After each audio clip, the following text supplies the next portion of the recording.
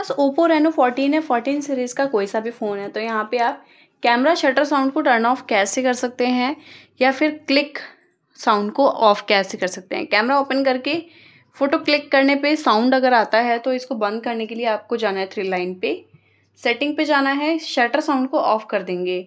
और कई लोगों के फ़ोन में तो ऐसा भी देखने को मिला है कि शटर साउंड ऑन है तब भी साउंड नहीं आ रहा है, ठीक है। तो वो एक सिस्टम फेलियर होता है जो कि अपडेट के बाद ख़त्म हो जाता है।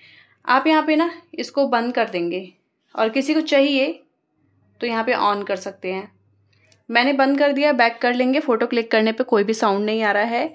और इसी के साथ साथ और भी एडिशनल सेटिंग आप कर सकते हैं जर्नल लाइफ में जो काम आता है, जैसे कि आपका ब्यूटी मोड इंक्रीज़ कर सकते हैं या फिर आपका बर्स्ट शूट यूज़ कर सकते हैं, कुछ इस टाइप से। आई होप ये वीडियो आपको ज़रूर पसंद आएगा। मिलते हैं नेक्स्ट वीडियो में, तब तक के लिए नमस्कार।